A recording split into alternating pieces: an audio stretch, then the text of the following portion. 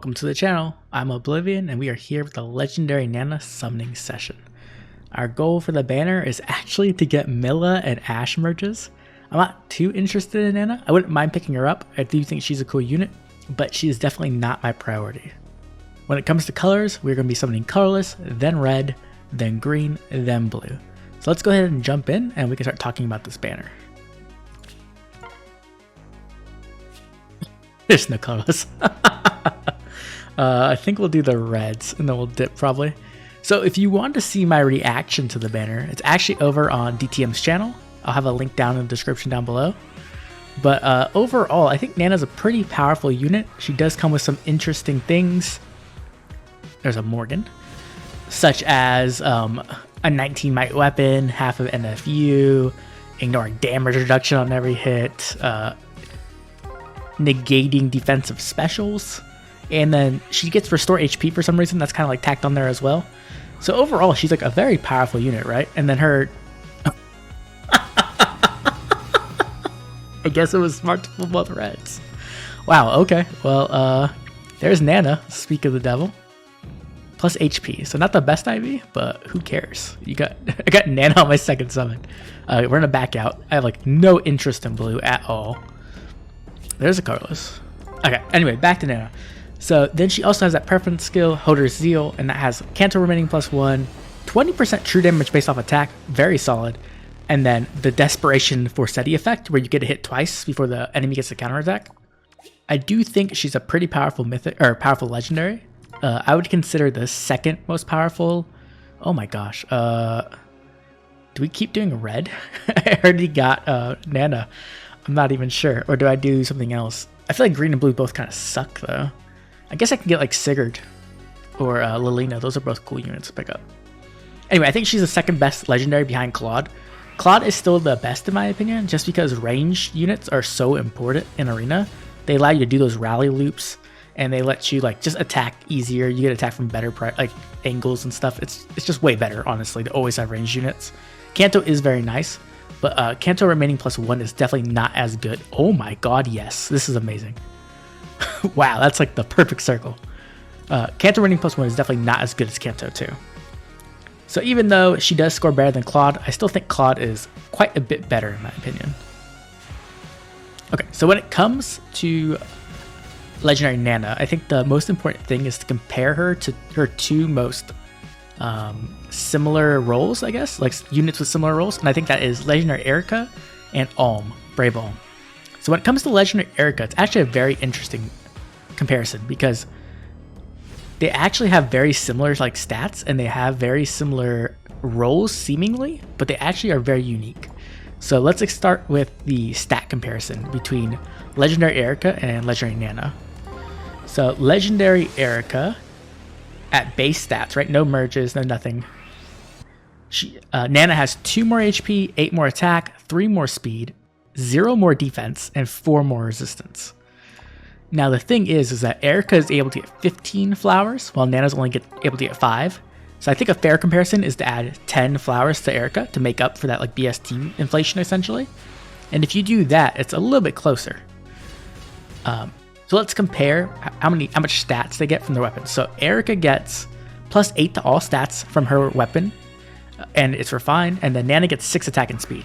So overall, if you're looking at the stat gap yes! Okay, this summoning session's going amazing so far. Oh my gosh, yes, I love Ashe. I think she's like one of my favorite OCs now. Plus defense, nice.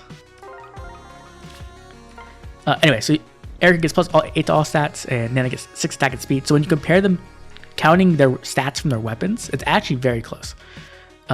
Nanna has 2 less HP than Eirika now because of the Dragon Flowers. She has 4 more attack though.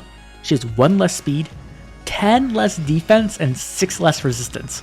So you can see that Nanna is much more squishy than Eirika is. And while stats are a decent comparison, the real thing that you need to compare are the effects, right? The effects of the weapon are really what define how good a unit can be. So Eirika has special acceleration, 40% damage reduction, Canto 2, full null follow-up, true damage, but based off the foe's defense and only 15% compared to Nanna's 20%. On the other hand, Nanna has half of NFU, so only the part that prevents her from getting her double denied. Then she has damage reduction nullification, which is very unique, obviously. Negate special defenses, 7 HP heal, Canto remaining +1, 20% true damage based off attack, and then a desperation for steady effect. So when you actually come down and you compare their effects, right? Eirika has a better Canto, Eirika has a better no follow-up, and then she also is just much more tanky. So not only does she have better like defensive stats and defense and resistance, but she also has damage reduction, which is a big deal. So when it comes down to it, I think Eirika is definitely going to be the unit that is better for like a mixed phased unit. She's going to do better getting hit. She's going to take it a lot better. And she also has like the better Canto. But then Nanna just is like a complete nuke compared to Eirika, right? She's not going to have to worry about damage reduction. She's never really going to have to worry about defensive specials as well. We'll get to that in a bit. And she also has the way better true damage. So Nanna's true damage, if we calculate her attack stat just off her base kit and blade session seal, no like attack IVs, no dragonflowers, anything, right? She has 80 attack. She has 80 attack. So that's 16 true damage per hit with her 20% true damage. That's actually pretty strong, right? And then if you look at Eirika's, if you want a comparable amount of true damage, the enemy has to have 107 defense. So overall, Nanna's true damage is way stronger in my opinion. You're gonna get a lot more power out of it. And so overall, they do definitely seem similar, you know, with the sword cav roll. But in all honesty, they're quite different. Oh, it's Wolf. I mean, I'll take it. I don't have Wolf, but honestly, I'm not very impressed with him. Like, his weapon's not bad, but it doesn't have like any kind of NFU, so you can just get your double denied, and then it's kind of like GG. Anyway, so yeah, that's kind of the two differences between them. I think Eirika definitely does the better in the defensive role. So the next comparison I want to make is between between Brave Alm. So Brave Alm and her are very similar, right? 3 movement units with true damage based off attack. But they have some clear differences. And the thing is, right, so this is the stat comparison between Alm and Nanna. So if we take into consideration that Alm has 15 dragon flowers, she only has 5, so we'll count it up to 10. So this comparison essentially works at 10 dragon flowers versus 0 for Nanna, and it also works at max investment. And then you also count the weapon effects. So Alm gets +10 to all stats. Nanna only gets 6 attack and 6 speed.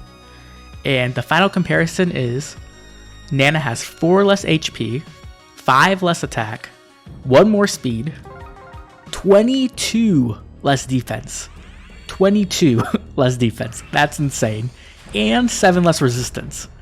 So just from that stat comparison, you can see how much more squishy Nanna is going to be than Brave Alm. Not only that, when we come to effects, Nanna does seem to have more powerful effects, right? She has the damage reduction nullification. She has the defensive special stopping.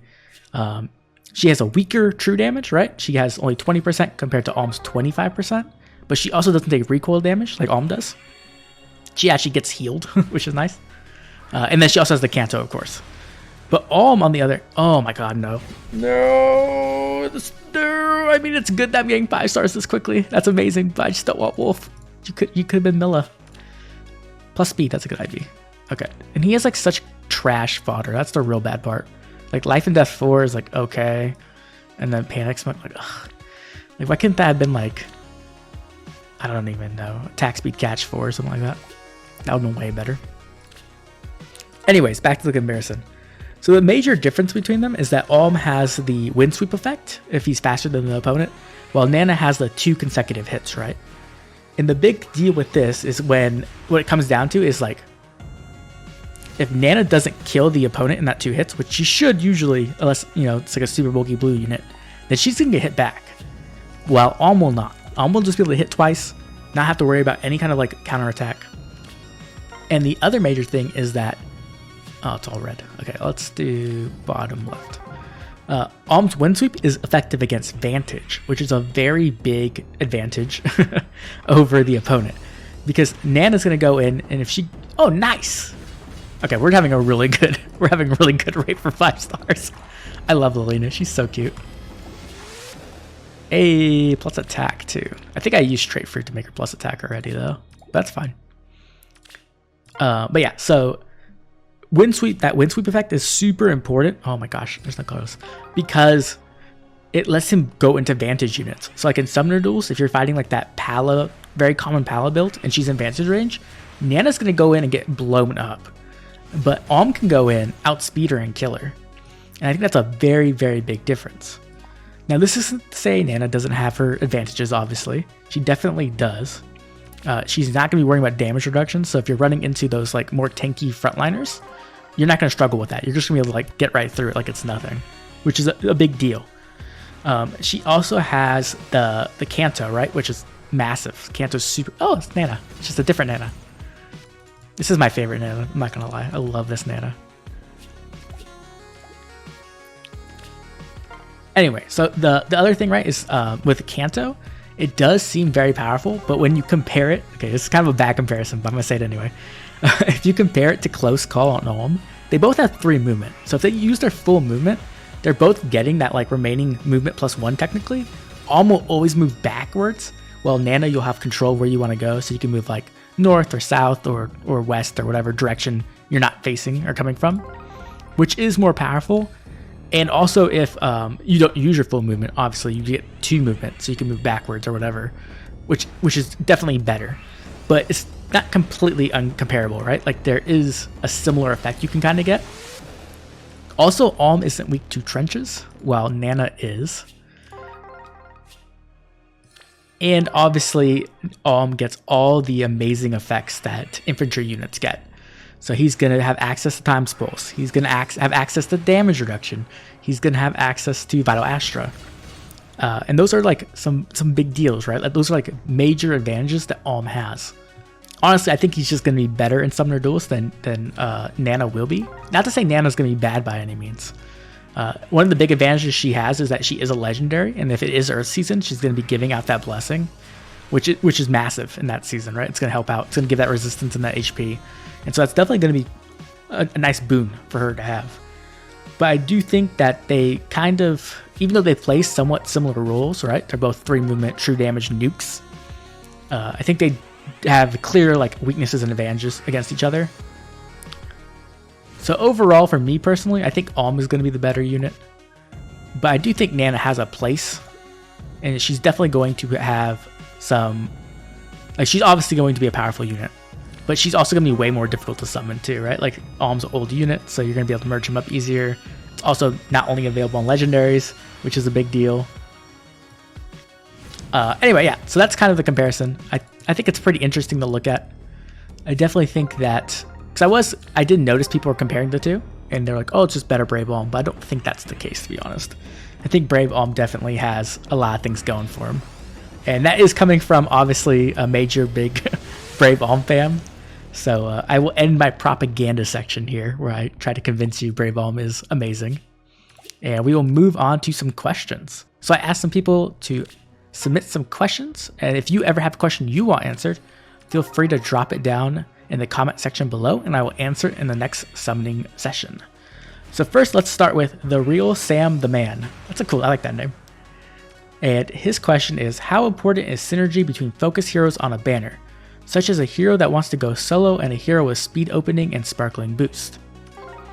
So this is something I never really considered, I guess. For me, it doesn't really matter the synergy between the units on the banner as much as the value. That's always what I'm focused on, right?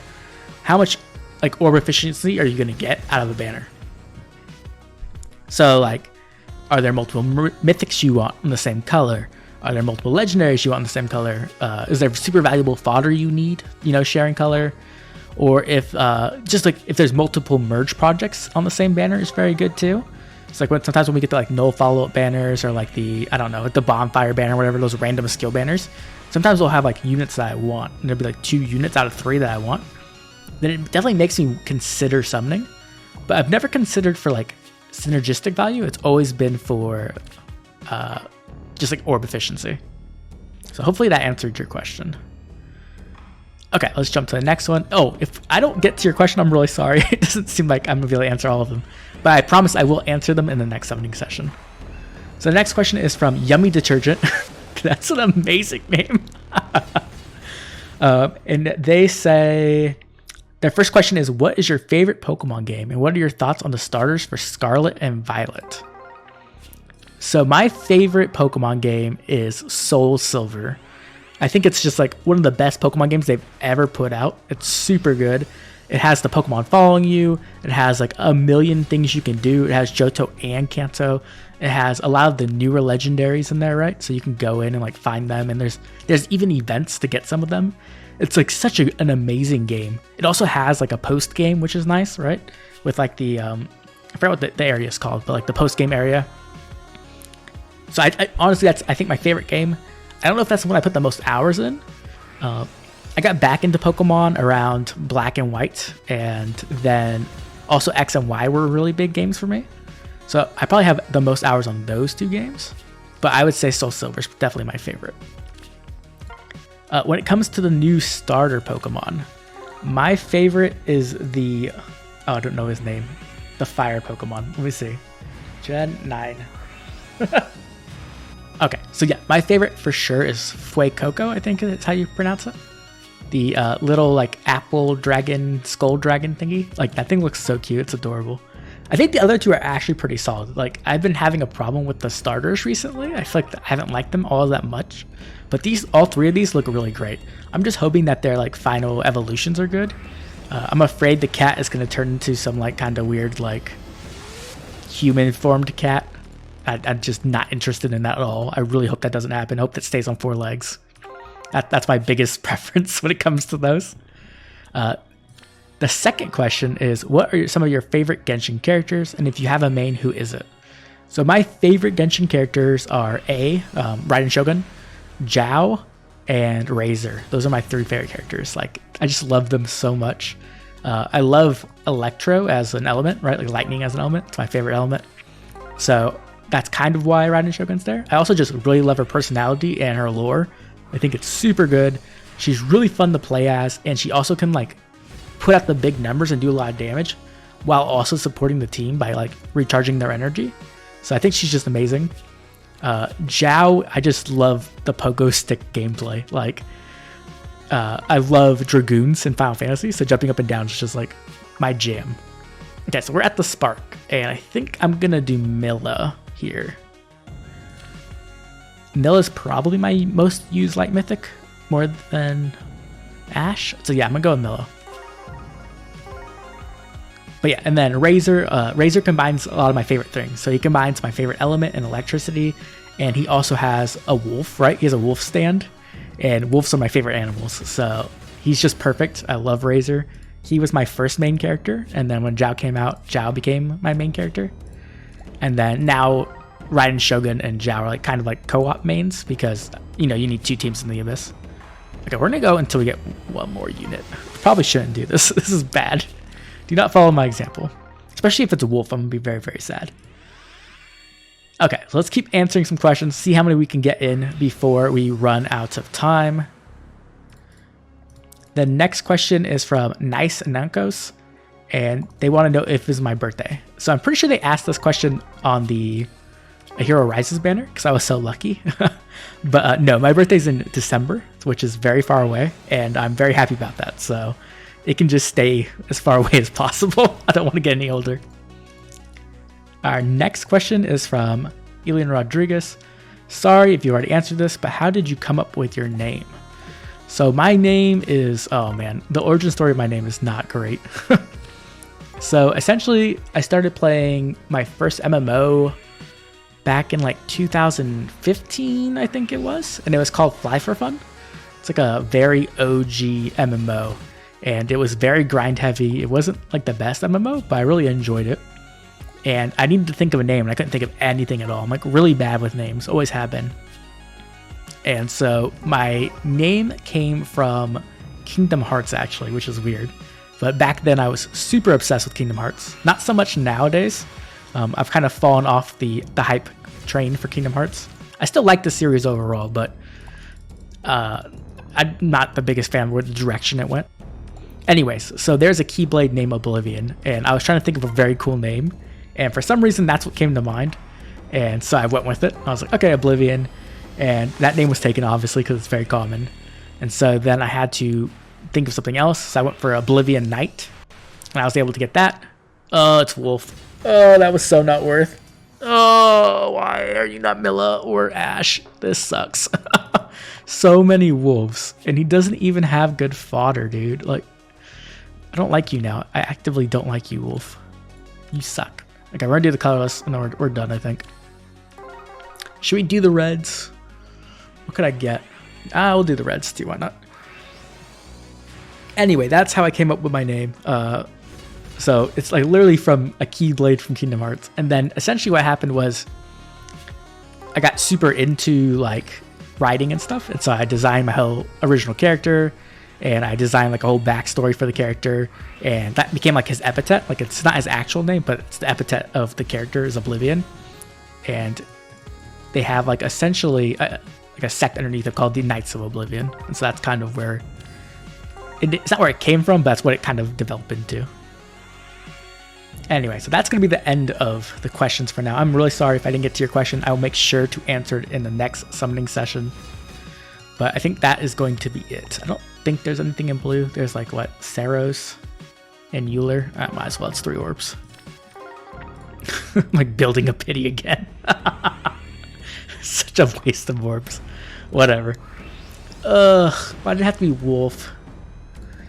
I really wanted more Milla and Ash because they're not coming back for a very long time. It's like September or October, something like that. And they're coming back with not units I want to summon with, so it kind of sucks, but it is what it is. Okay, so that's going to be our summoning session for Legendary Nanna. We actually did pull her, even though I had no intention of trying to snipe red or anything, but we actually got her, so it's amazing luck. Overall, the summoning was very good for like the rate of 5 stars, though I didn't get exactly all the units I wanted, right? Like I got 1 Ash, a Nanna, those were really good, and then like 3 Wolves, which is just not the best, but that is how color sharing works sometimes. If you enjoyed the video, please drop a like and subscribe. It helps the channel a ton. And also drop a comment down below telling me how your summoning session went if you summoned. If you didn't summon, let me know what you are saving your orbs from, or maybe you're just trying to get some orbs back after Hero Rises, which is completely understandable. Also, I would love to hear what legendary you are waiting for, because personally, I am waiting for Alencia. I cannot wait till she shows up. I'm going to go completely crazy when she eventually shows up, but I'd love to hear what legendary you are waiting for.